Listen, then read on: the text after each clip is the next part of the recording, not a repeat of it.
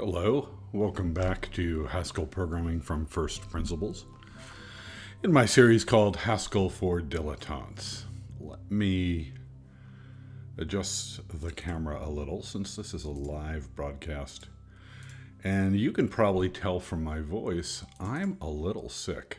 So if I get anything wrong, and as we know, I will get things wrong, it's the illness, not me. Really, I'm a genius who never makes mistakes. Right. No. No one's like that. No programmer doesn't make mistakes. All programmers make mistakes. It's how we learn.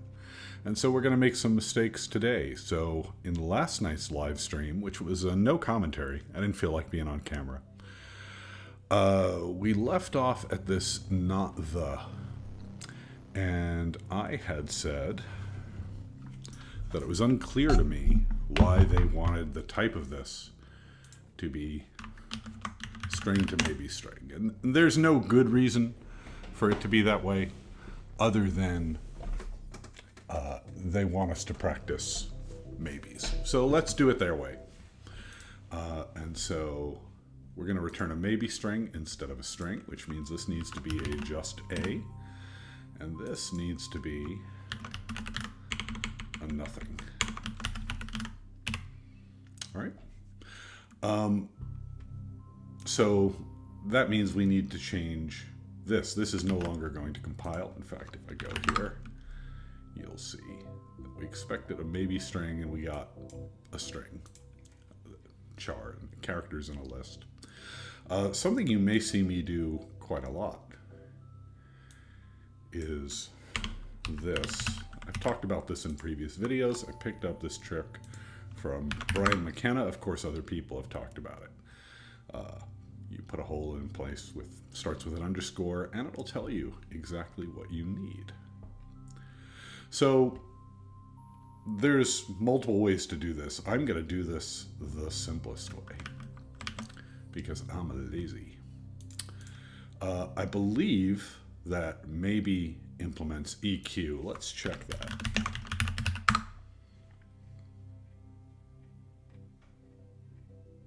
Yes, maybe implements EQ, which means we can compare against it. And since we know we have extrinsic knowledge here that if we get back this, it's going to be an A. So the really cheesy way we could do this, and this is really bad. We shouldn't do this, but I'm going to just show it. We could say, if not the X, no. Yeah, not the X equals nothing, then A else.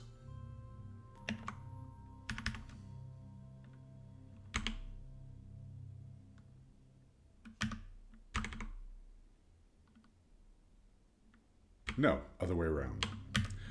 If we get back nothing, then we get back S, X, else, A. The reason I'm saying that this is bad is obviously we're returning this just. And here we are, we're just ignoring it. We're using our extrinsic knowledge. But let's do this just to see it go, and then we'll try and figure out the right way to do it. All right, that seemed to work.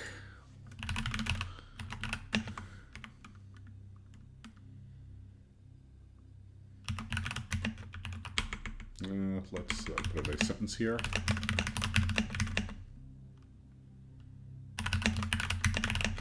Yes, I know that's not the correct quote. As a dreams, that's great. Okay, so now to do this correctly, we really want to use this just. So probably the most simple, they have not introduced monads yet. They've not even introduced functors or applicatives formally. So we want to do this very simply. So how about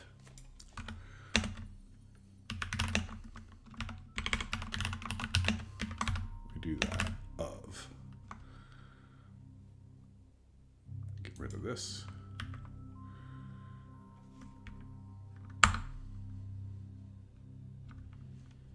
Can I put this in a parentheses? I'm not sure.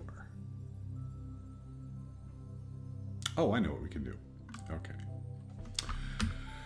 So what do we got?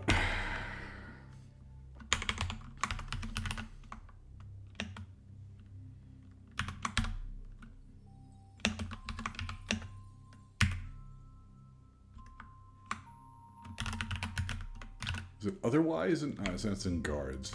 I think we just do that. Right? And then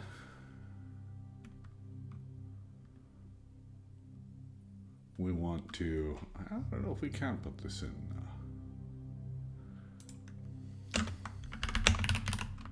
Let's do this.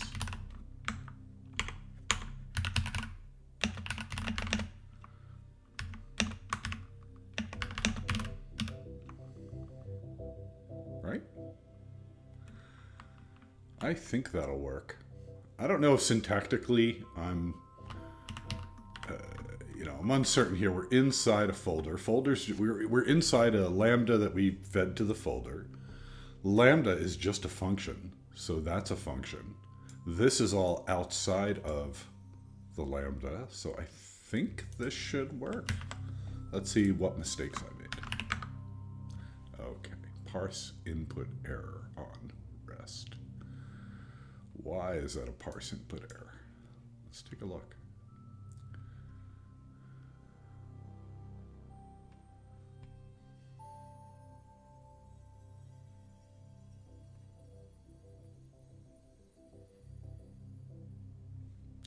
Maybe I need some parentheses here. Let's try. What? Guess I should do it to my Emacs window and not to the streaming window.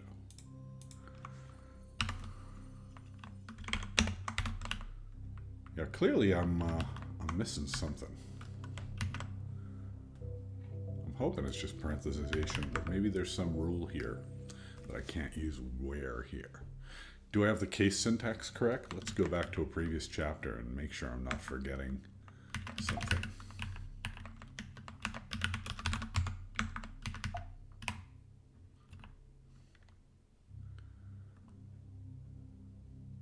In fact, we did it here inside a lambda, right?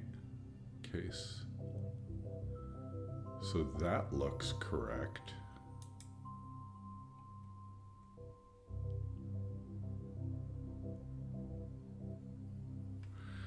Maybe the where can't.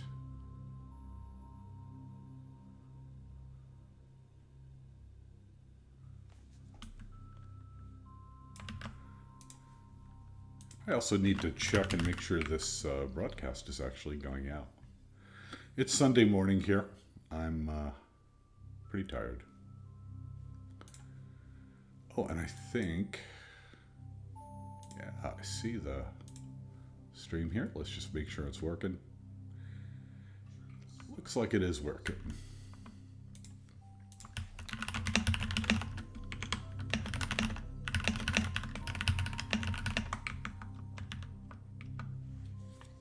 Excuse me.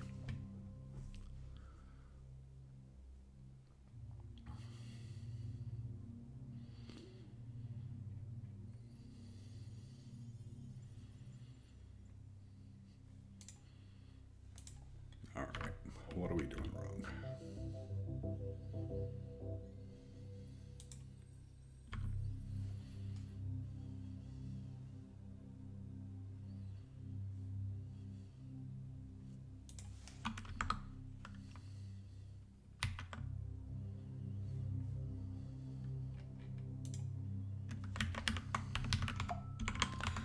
I'm sure this is like an indentation thing.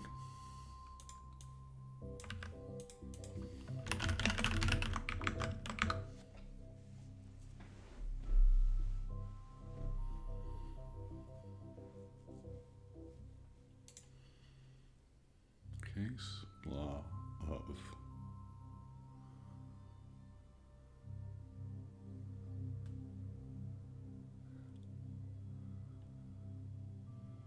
doesn't need to be there. That would stink. I'm going to be so annoyed if this is like Python indentation. Well, What if we do this?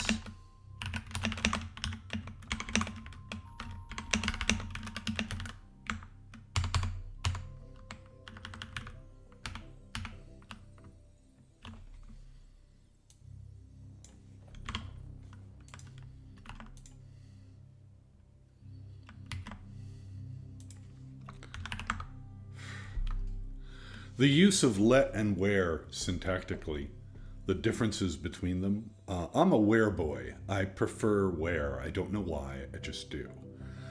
But here's a case where I just couldn't untangle it. And I know I've done it before. I mean, I literally have an example over here. No, I didn't use where here. Oh. So here I'm using it. What's the difference here? No, that's outside of the lambda. Maybe it can't. I mean, a lambda is just a function, so I'm not sure why this shouldn't work. I'm not going to rat hole on it today, but I'm going to swing back to this and try and figure out what's the problem. Wow, my voice is just like, hey, I'm Barry White. Welcome to our show today. This happens every few months. All right, let me get back to Zotero. There we are. All right, so now we are actually using. We're actually using the the just and the nothing in order to. You know, in fact, we could even be explicit. We could say we could do that. Thanks.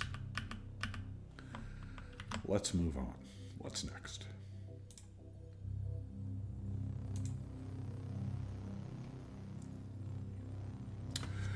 Write a recursive function that takes a text or string, breaks it into words, and counts the number of instances of the followed by a vowel initial word. Wow. There's a lot going on there. Okay, fine.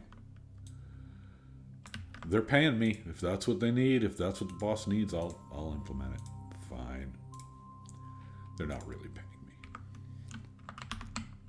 I would like to know how did people like the no commentary stream where I just wrote comments in the text.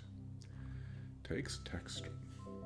Okay, so they say recursive, so we could do folder, but given the trouble I had doing folder here, let's actually do something recursive. Count the before vowel. Takes a string, returns an integer. I'm telling you right now, I am going to write this later as count before the vowel. Like, I'm going to make that mistake at some point. You can tell me.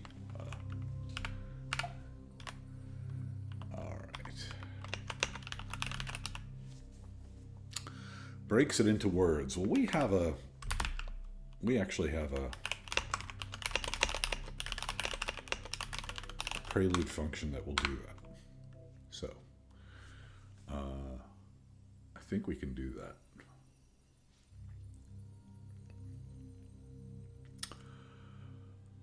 The easiest way to do this is as a recursive function,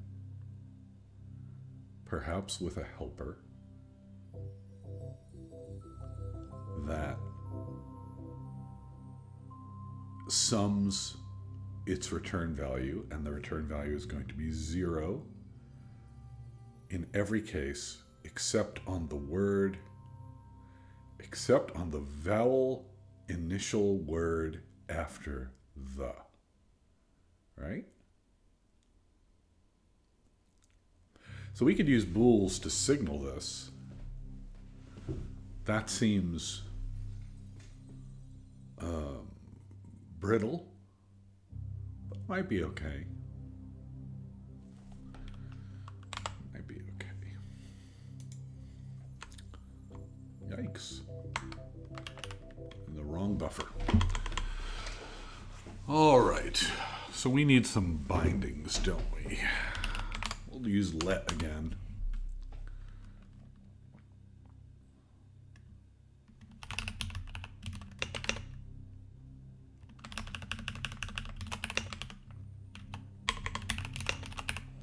I don't know if I'm cheating by using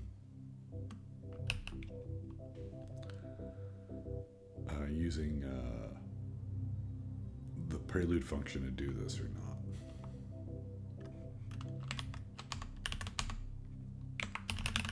Why is that indenting weird? Have I done something wrong already? No, seems like all right.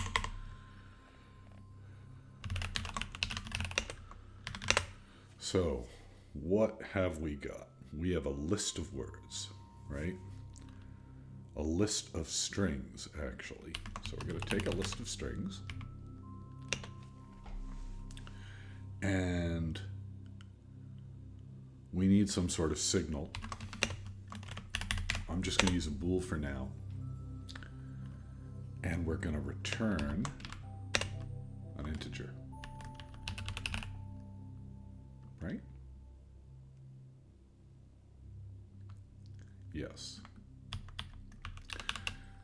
And this can be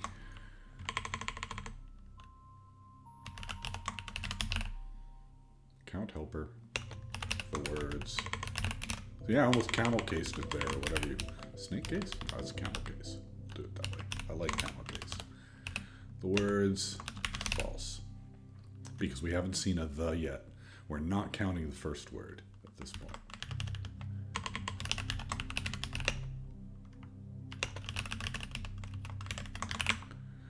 And you'll notice I reload all the time with this undefined just to catch these early syntax errors. All right, so as always, I like pattern matching, so I'm going to pattern match. Let's see. We have a list, so we're going to denature that list. No, actually. Okay. Our first situation is that bool is true. And if bool is true,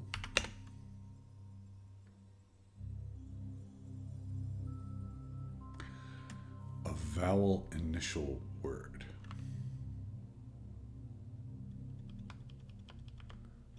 So we do actually need, I might use a guard for this, but instead let's do something really crazy. We're going to take the first letter. First thing we need is a base case. I'm very bad for not doing that. It's going to return 0. Okay. We're going to take the letter, and if the bool is true,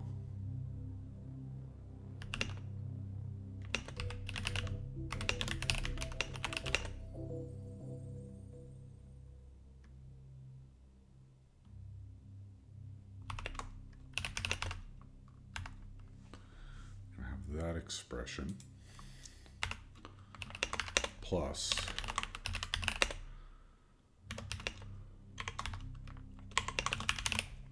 and we know we flip that back to false because of a word that starts with a vowel cannot be the, so the next word is definitely not going to get counted.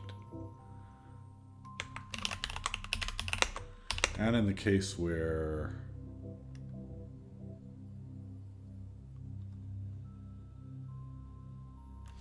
oh.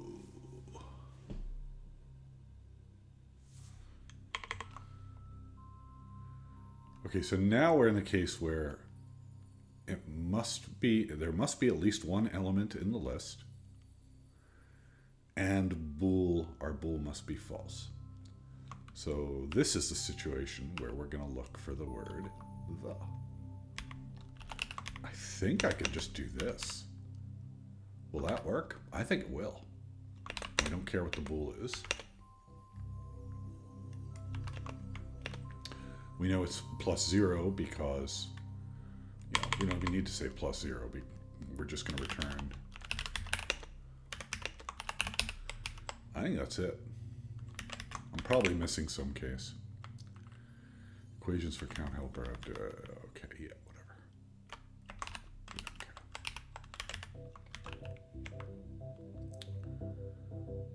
Vowels. I thought maybe that was a previous chapter. All right. We could just define that. And I'm assuming that Y does not count as a vowel here for purposes. For purposes of this exercise. All right, what's their example?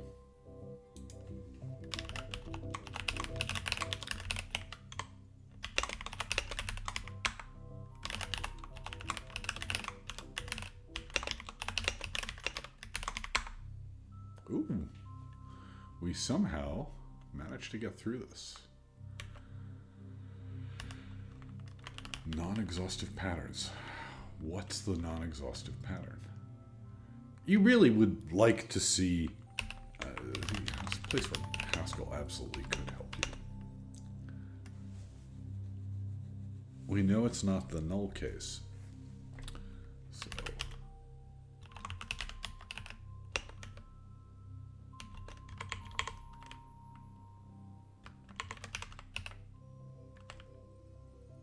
oh, of course. Because I broke out the case in this very, very specific pattern, that means that we passed the case where anything else was there.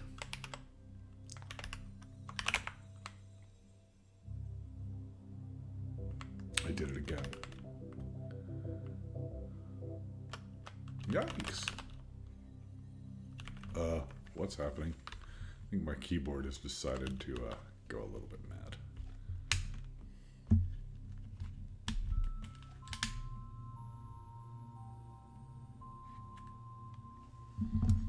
I plugged in.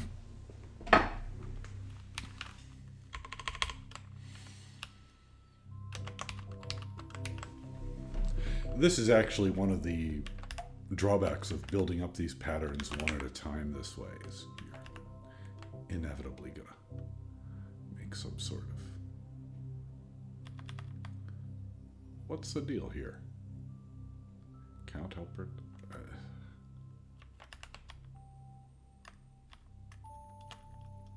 No, they don't. Line 30. That's this one.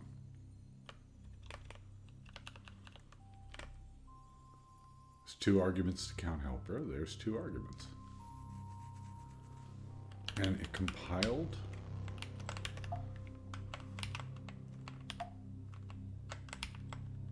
Oh. I think I switched to Windows mode there. I don't think that's why it's not compiling. I got nothing. All I did was cut and paste it. It was fine. Alright. Count the before vowel. The cow. That works as before. The evil cow. Good. Alright. Onward.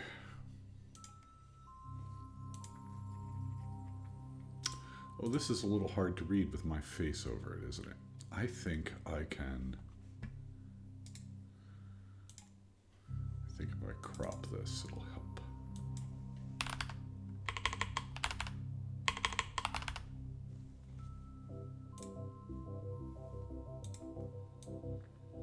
Yikes.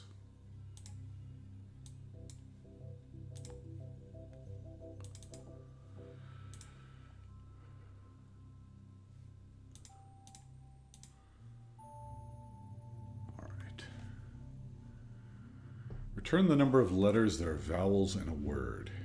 Hint. Add any helper numbers. This feels, again, I'm wondering if this chapter is all about signaling. And I feel like all of these are things that I could do with just...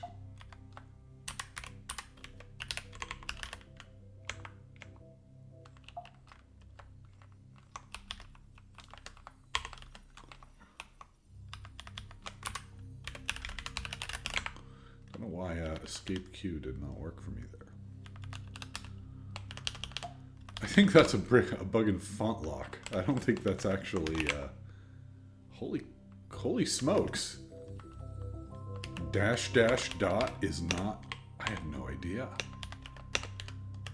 That feels like a bug.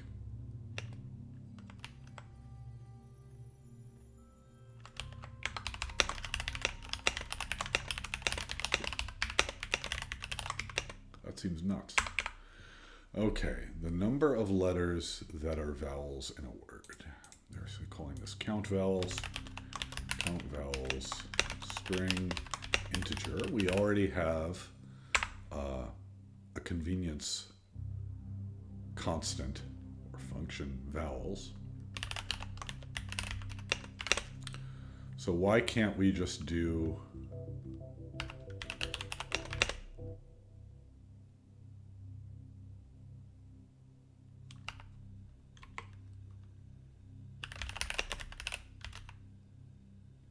no, because vowels isn't allowed.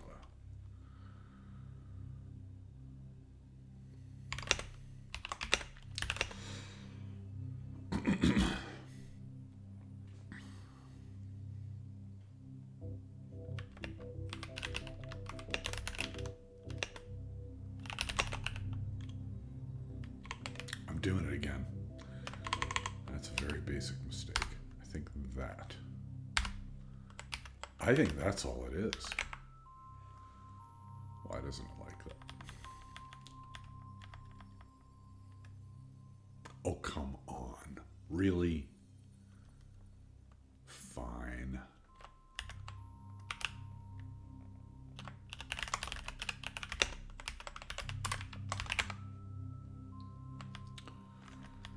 Clearly, I'm making some sort of mistake here. All right, well, I'm trying to do this point free, which is clearly a mistake. So let's do it this way.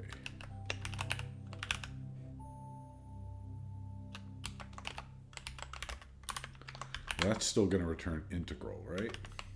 Integer. Right? Couldn't match expected type integral. Integer. Integral.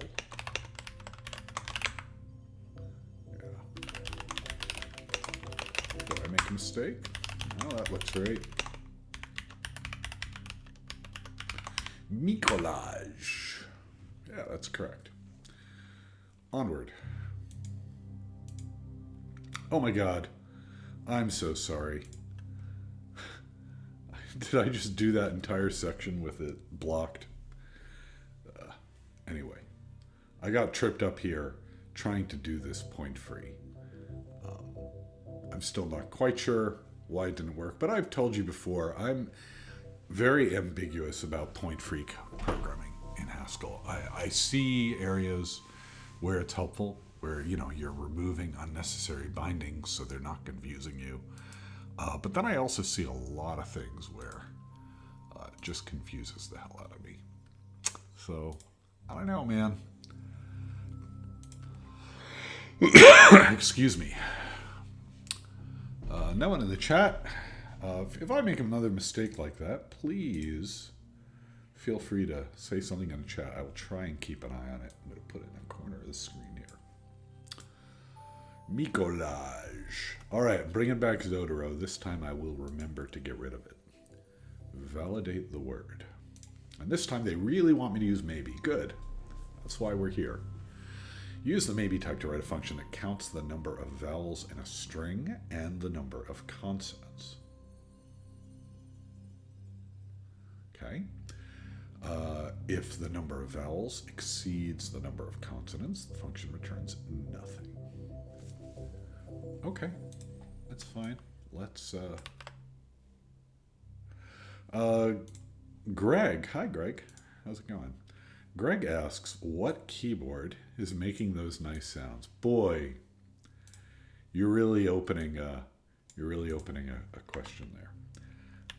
First of all, I want to see if my escape key works. So this is, what the heck is it?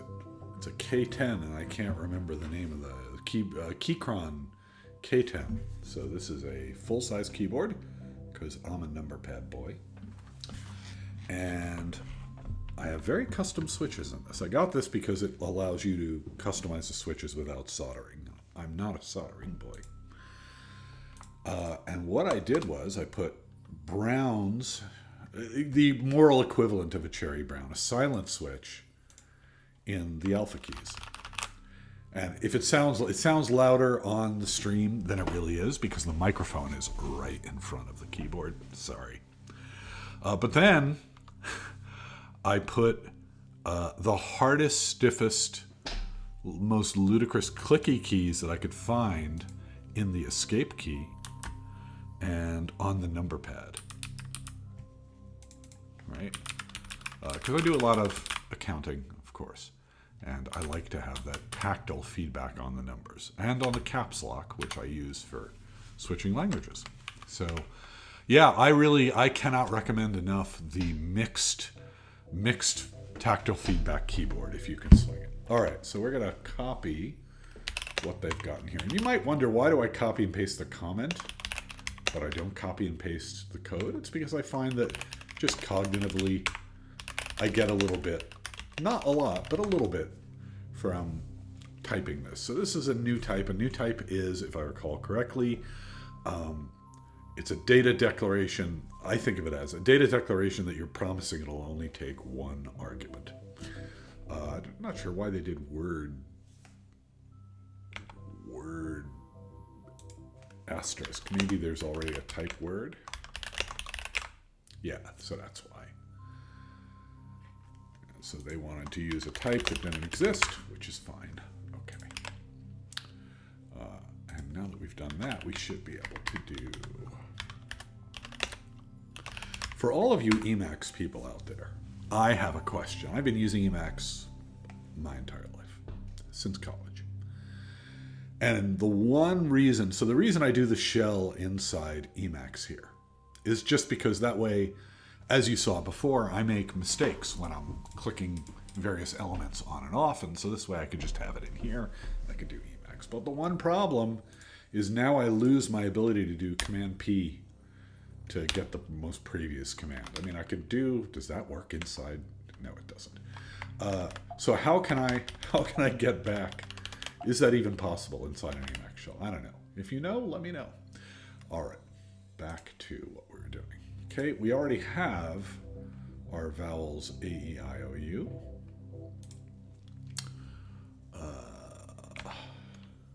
So I'm not going to redefine that. String to maybe word. No. Word undefined.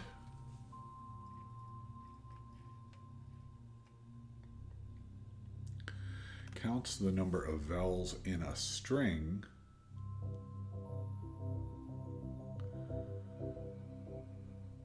So we don't care about words per se.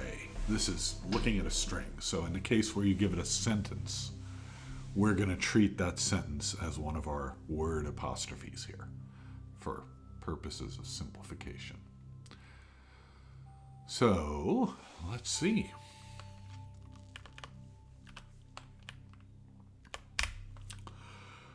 I'm going to do a where here, because I want to see a where work.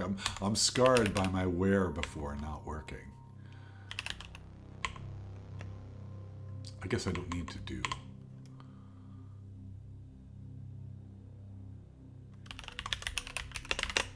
Equals length. And here I actually do need a binding. Oh, see, now it won't. I don't understand the indentation rules at all. Length, and this is actually, I could just use count vowels. And in fact, I should. We just wrote it. We should use it. Right? Takes a string, returns an integer. Okay. Consonants.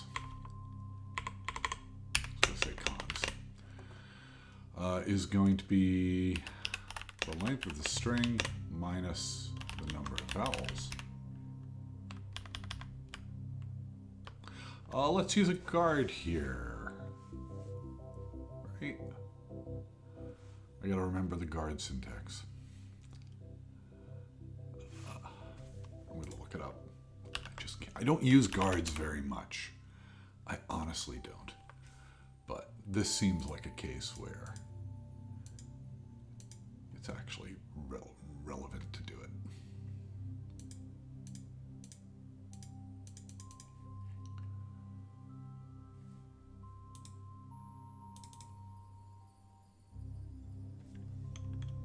Right? Numbels greater than numcons. Could just use an if for this. It's two cases.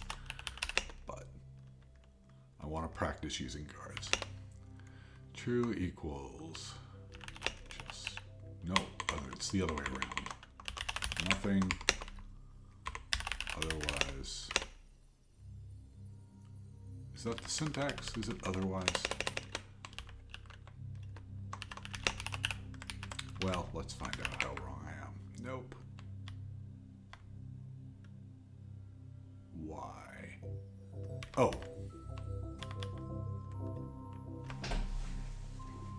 Because this is not guard syntax. This is nothing. This is garbage what I'm doing. Man, I need some coffee.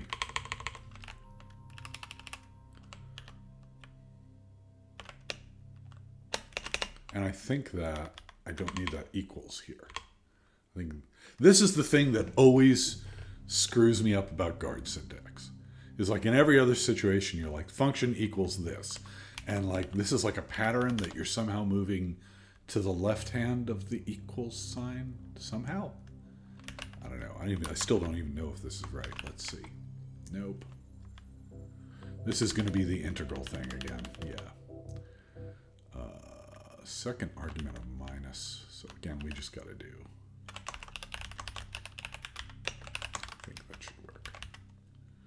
Wait a minute. I thought, yeah, it does return integer. Okay. Oh, why doesn't it like that? Because it expected a word. So we actually have to feed this to a constructor, which is just a string. I think that's all that's needed. No. Same thing, integral.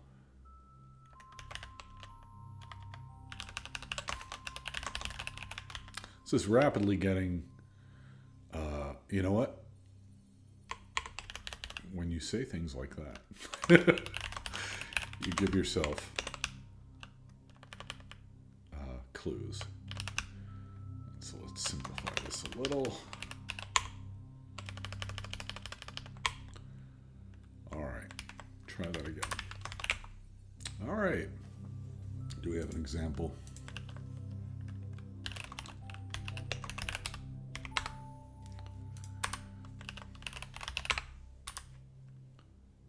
Where was I? Chapter 12, I think.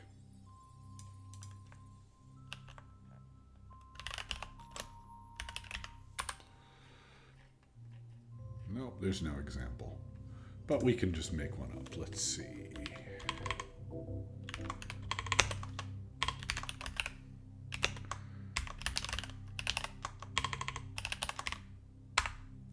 Okay.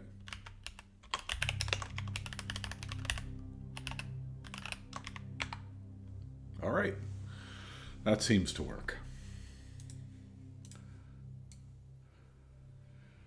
G. Langmead says, numeric key. I haven't had a numeric keypad in years, and I had to learn to control roguelikes with VI keys. I ditched the numeric keypad when the shoulder complained about the trackpad being so far. Well, that's real. I mean, ergonomics are going to be different for every person. I don't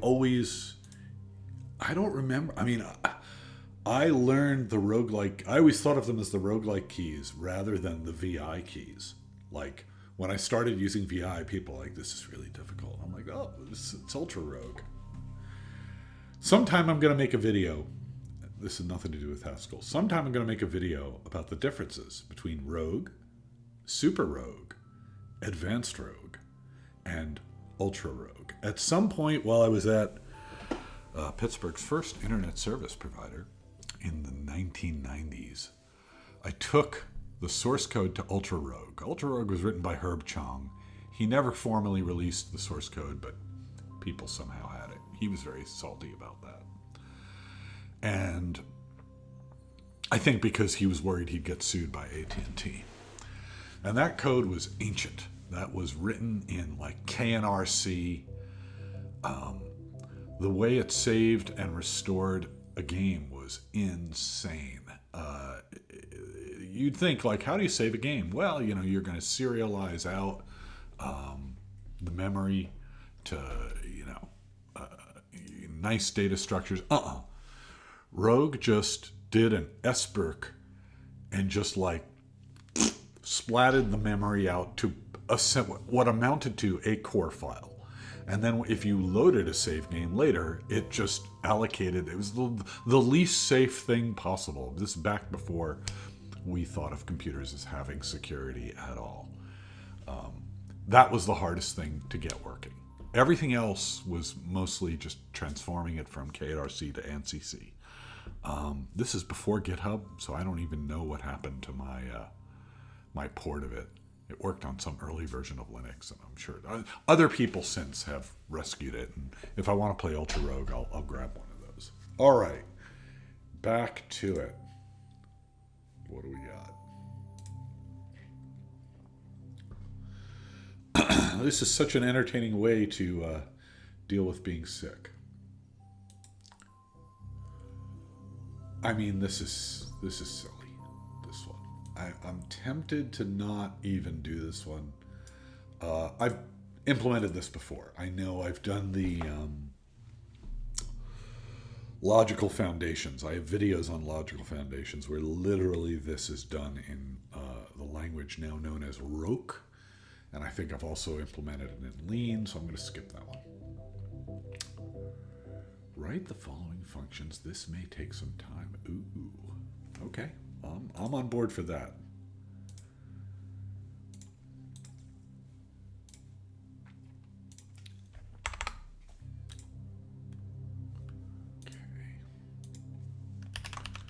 Okay. Is just going from any maybe to a bool. Is nothing going from any maybe to a bool. Okay. Why would this take some time? Well, it's just the first one.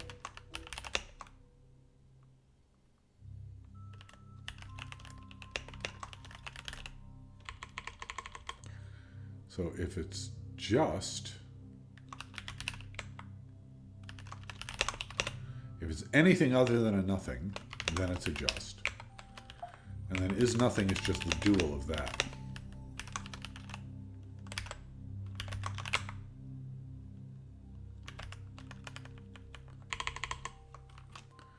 Oh, this is the thing where Haskell doesn't use the things that I expect to mean not. Yeah.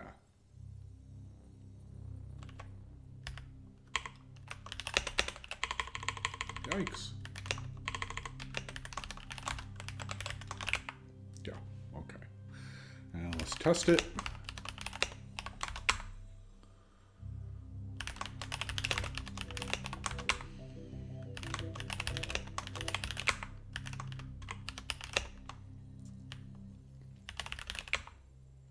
Okay, that's all correct. And then they're introducing the maybe catamorphism. Okay.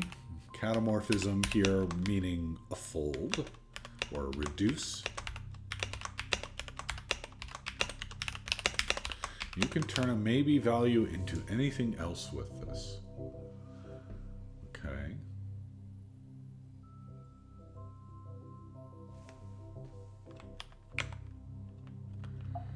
Here are their examples. Let me paste those in.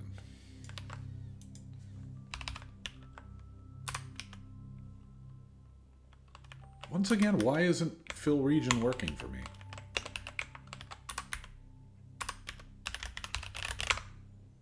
Oh, I guess it doesn't need to fill.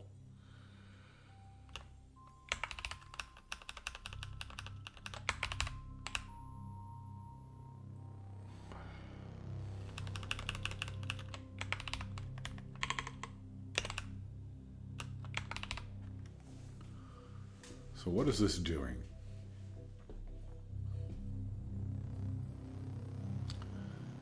So this is taking some function that returns a B and a maybe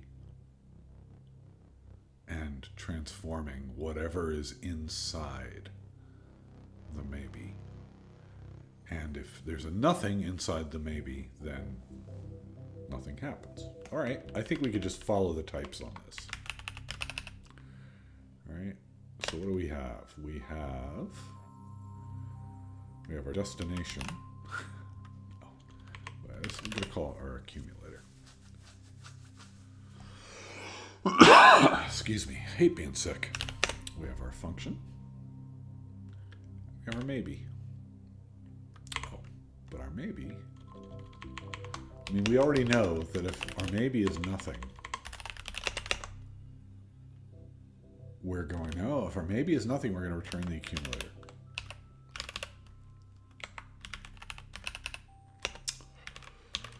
But if our maybe is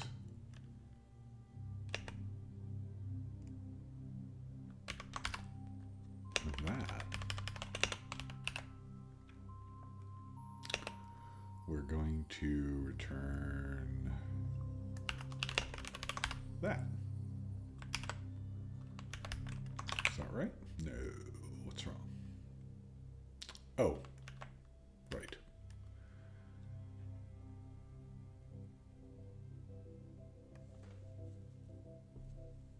I got confused. Like that. Okay. I think the thing that's confusing me here is what even is the accumulator for? Oh, the accumulator is your default value in case there's nothing inside the just. That's what that is. I was getting confused because 0 is so close to 1. I was thinking that somehow that function was operating. Okay, so that one's easy. In case you just want to provide a fallback value, try writing it in terms of the maybe catamorphism. All right, fine. From maybe. I thought that from maybe was something you weren't supposed to use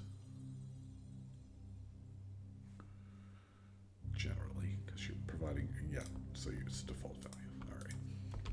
Now how can we write this in terms of this? So what can the default value be? Because, oh, we don't care. Oh, I can't use the word default. Okay, we have the default.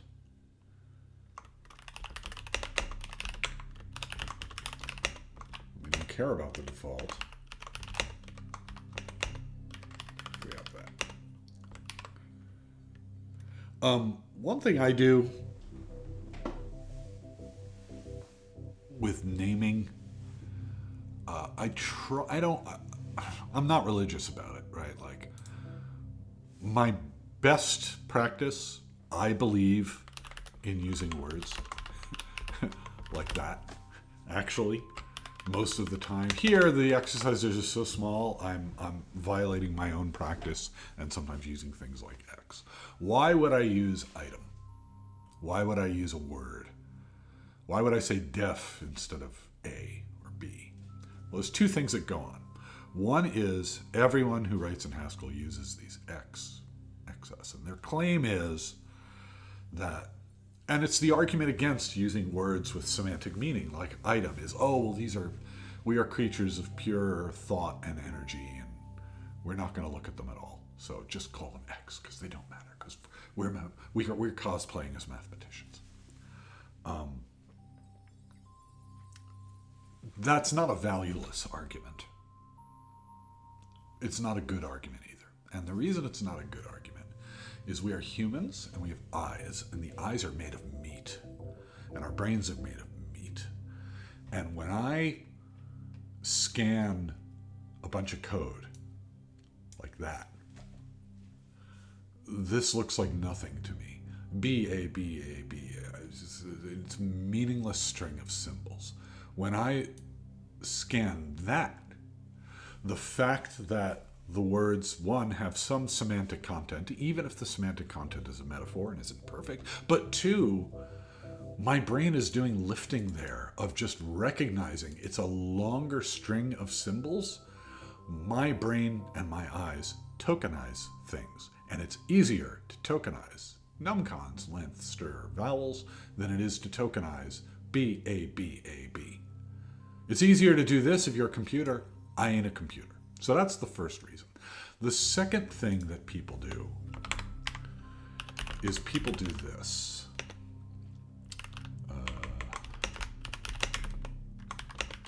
That would be a typical implementation here. And, excuse me, cognitively, this A is a type, and this A is a value. These A's have nothing to do with each other. That's overstating the case. Not that they have nothing to do with each other. They don't have a lot to do with each other. They're in completely different contexts. So at a minimum, I try very hard. Like if I'm going to use creepy one character things, I try and use different symbols in the values rather than I use in the types. But better than that, I'd rather use that. Did I do this right? I'm talking for 10 minutes, and of course I immediately made a mistake. What did I just do? Capital letter. Okay. Maybe 55. Nothing. Good. You're programming like it's 1979 here with me, Barry White. Still sick. How long have I been doing this? How long have we been going? 51 minutes. Oh, we'll go for another 10 minutes or so. Where are we? Zotero, bring it back. Converting between list and maybe. Okay. Let's do it.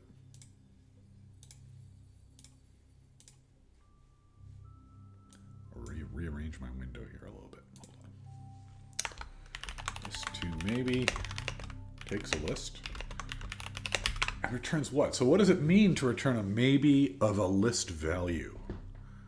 Because a list can have a bunch of values and a maybe. I could read the next sentence in the book, but I'm just trying to think about it. Maybe it could mean take any value. Maybe it could mean take the first value. Maybe to list. That feels easier. All right, in her examples, there's some gossip, I guess, about this book.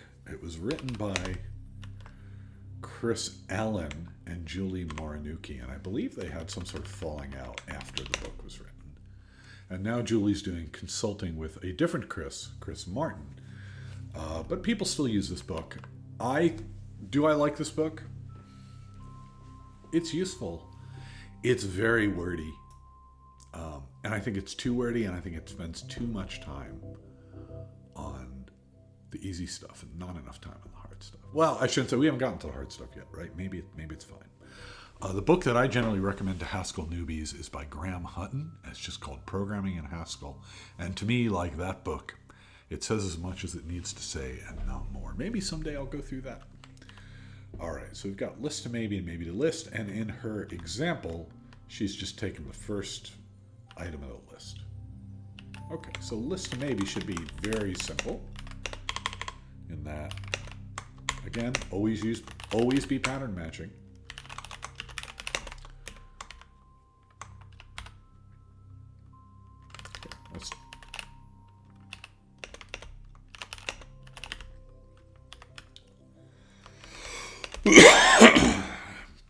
This is really great YouTubing to listen to me coughing.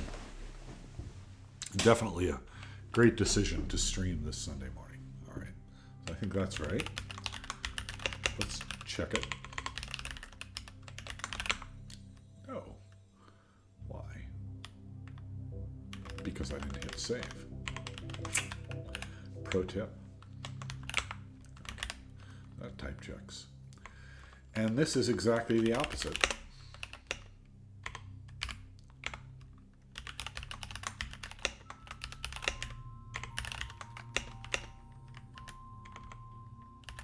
Yeah, we'll do that just to show us building the list.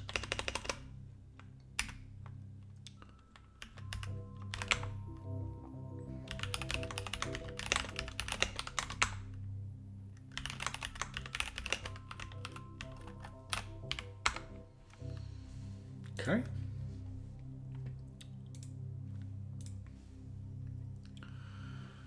Cat maybes for when we want to drop the nothing values from a list. I mean, isn't that just filter? Can I filter? I don't know. Okay, so this one is going to take a while. All of these, I'm like, well, these don't seem that hard. And then she drops this one. I've suffered on this in the Data 61 course. For some reason, well, we'll get there. All right, so next we're going to do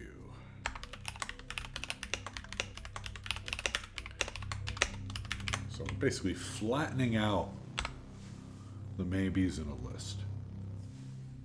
I feel like this isn't a catamorphism, this is a map, right? But it's not a map because... So why isn't this a map? That's worth talking about. So we have our list. Let's use their example. Just two. A map would be something that did something like this. Ignore the fact that the types don't match there. But when this is done, we're going to end up with that. And this is a list with 3 items, and this is a list with 2 items, which means that those functors, those containers, have different shapes. And a map cannot change the shape of a container. All it can do is transform everything inside of it. And there's nothing to transform this nothing to, so it has to go away. So whatever this is, it's not going to be a map. It could be a reduction, though. It could be a... the fancy word is catamorphism. I hate that word. We are not mathematicians. We are programmers, so it's a reduction. So I think folder is clearly going to be the thing. And I did this a lot in the last exercise, but let's talk about how to build folders. Folder has 3 arguments, right? Potentially only 2, but really 3, right?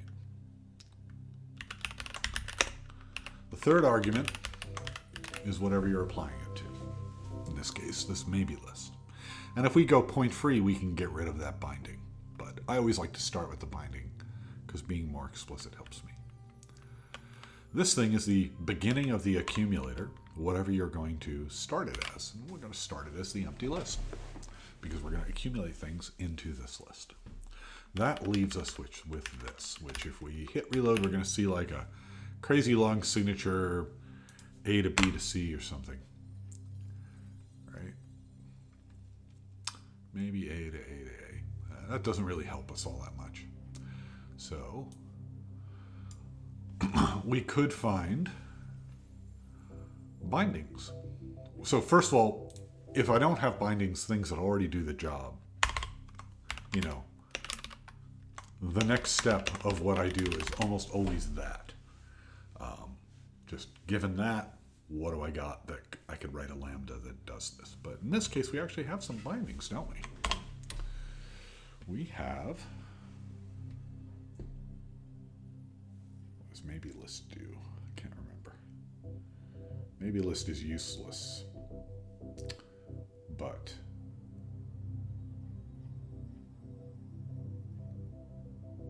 Oh, maybe list is from somewhere else, isn't it?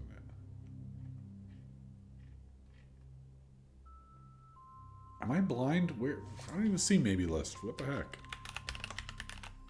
Oh, ha ha ha. Maybe list is literally the binding I just made. Okay. All right, point free people. You win this round. Okay. The valid hole fits. We've got this seek, which is in the prelude. That feels like cheating. So let's continue with our usual plan. And we're going to reload and look at the hole. I've complained about this a lot. You know, I want Haskell to hire a designer whose only job is to make these more readable.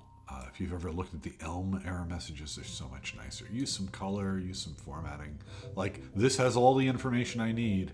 And again, my meat eyes and my meat brain have trouble. Okay, so we want to end up with a list of A's, which we know. And we're going to get, one at a time, a bunch of maybes. And we have some bindings. And our X here is going to be a maybe A. So we need to transform from the maybe A. So let's try, I want to try and use, I'm going to do it again. I'm going to try and use a case again. I don't use cases a lot in Haskell, honestly, but I had such trouble with it before. I feel like I need to practice it. Okay. So since this is a maybe, it's going to be case X of.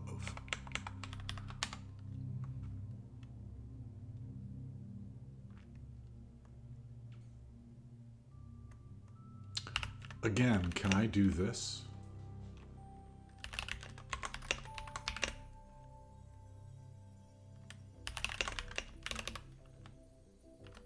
I bet I can't. I think that's exactly what I was trying to do. No, before I was trying to put the pattern there. I think this should work. If it's nothing, then we just do that.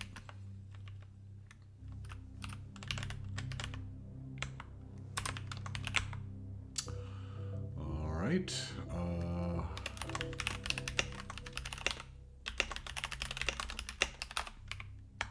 Great. Ooh, that's a good example. I like that.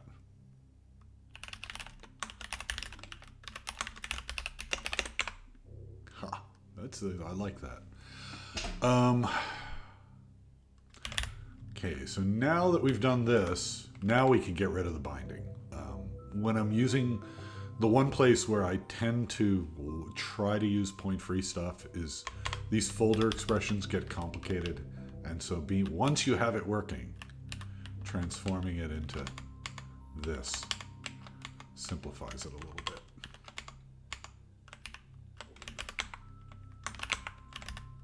Okay.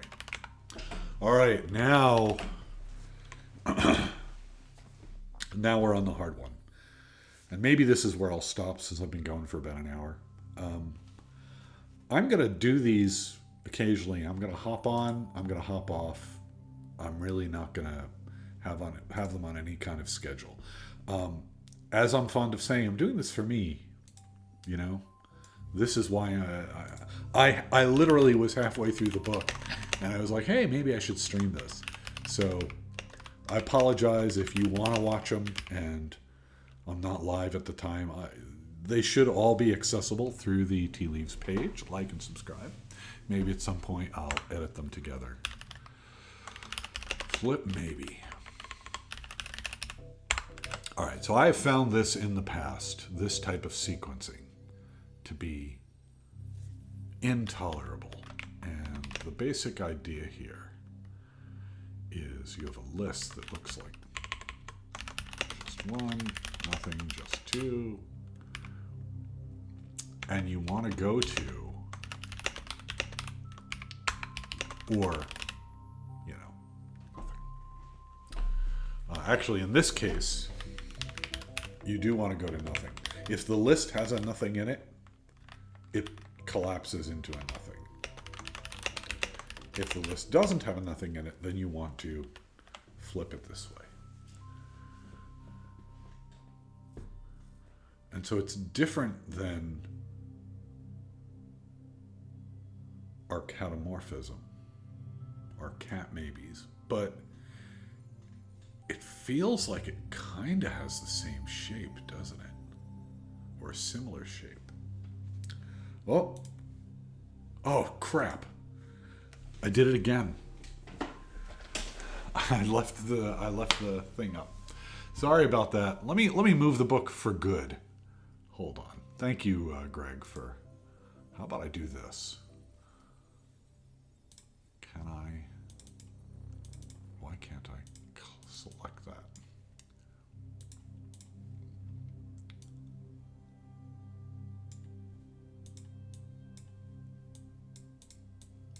Oh, I have it locked. That's why.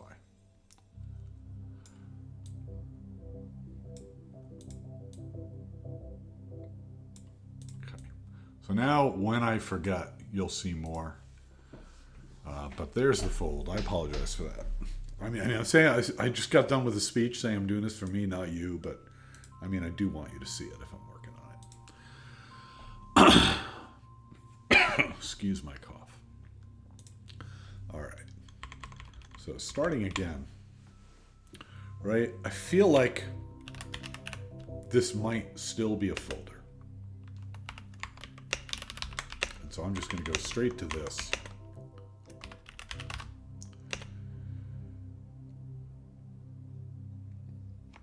And then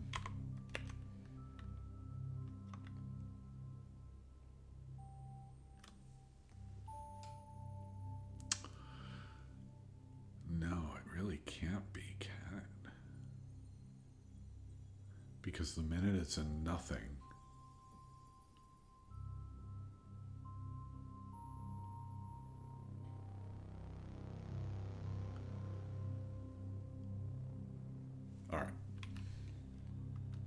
let's start from first principles.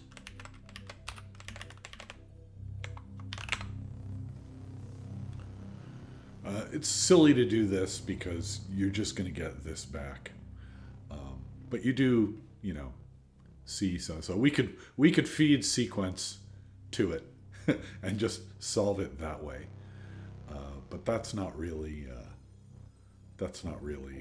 what they mean to do. But we do have this flip maybe, which has the same type. But if I recall correctly, oh, flip maybe is this one. I'm doing it again.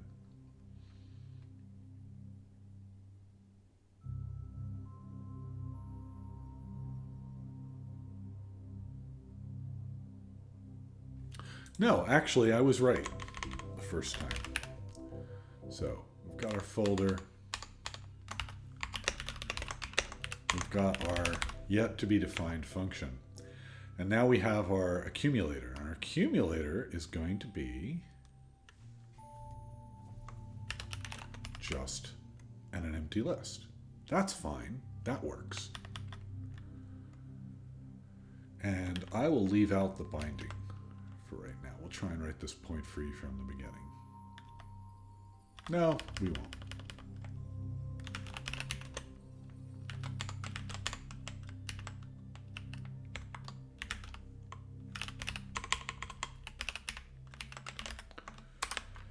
All right.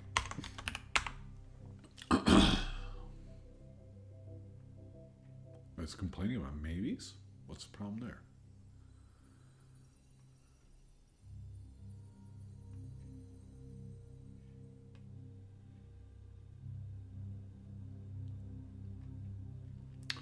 So our whole, this, is going from a, that looks wrong. That looks very wrong. What did I do wrong? No, right, okay. It's a list of A to maybe A's, and A happens to be maybe A, but that's not relevant right here. So it's fine. So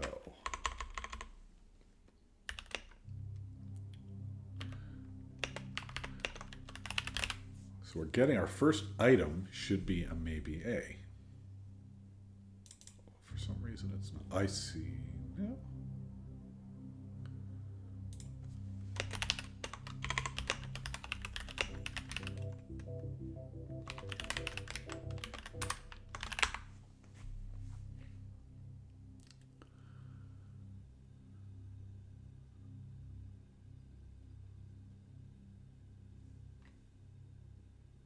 I'm confused why maybes. Yeah, maybes, maybe A.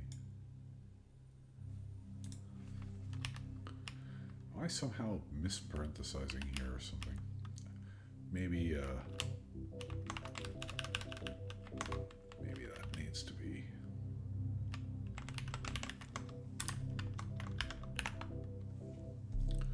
Okay, yes, it was probably the parentheses around the just. Sorry, I want to see this work with...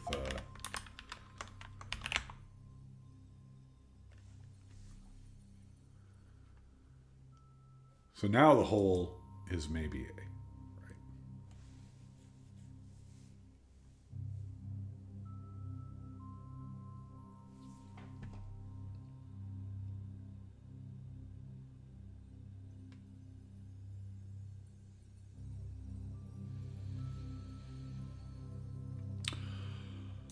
We know our accumulator is a maybe A.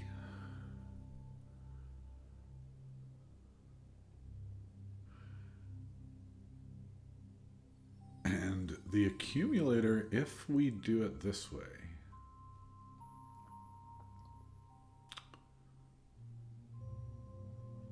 we want to be able to pattern match on the accumulator, don't we? Because we want to be able to extract out what's in it. So this is not right.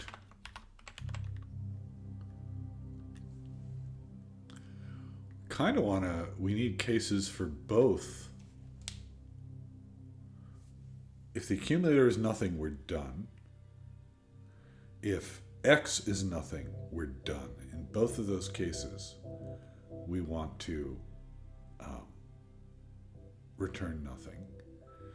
If X is just something, then we can't pattern match on it over here because we don't know what the pattern is going to be. We might need a helper function here, unless I've already written it. Let me just, we have this list and maybe.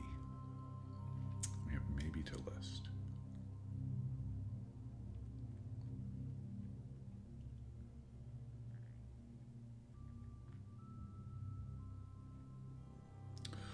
Could I use maybe to list to do this? I don't think so because I lose the significance of that. We essentially lose that signal. And you could have a case where, you know, this maybe A is like a maybe of list of lists, which an empty list might be a valid,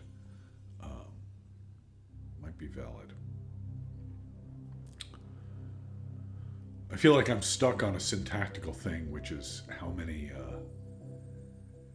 cases do I need here?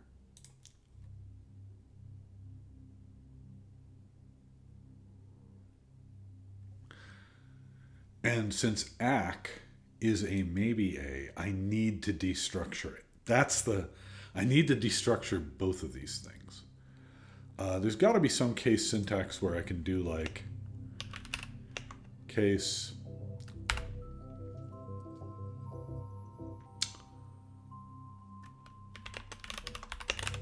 right.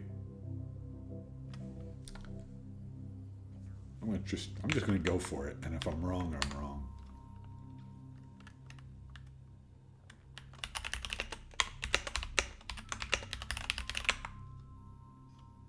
Uh-oh. When your indentation is that wrong, that's a bad sign. Okay, so that's the case where either of those things is nothing.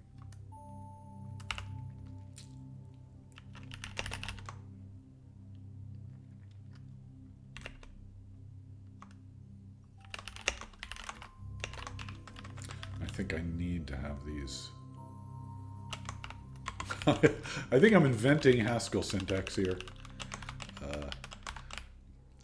If this isn't real Haskell syntax, it's what I want to do. So I'm okay writing down what I want to do, even if it's not correct.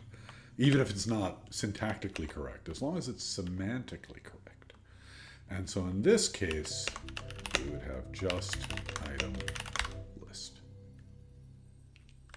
That's what I want to do. And the question is, does the case syntax actually allow it? If this works, I'm going to laugh. I'm going to laugh. Because I just made that garbage up.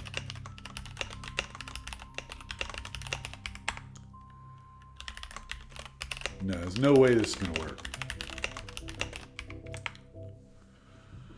Follow the types, man. I know. The thing that I'm not surprised that I figured this out by following the types. I am surprised that this case syntax that I invented from whole cloth actually turned out to be a real thing. I basically wrote this as if it was roque, and it turns out that it's similar.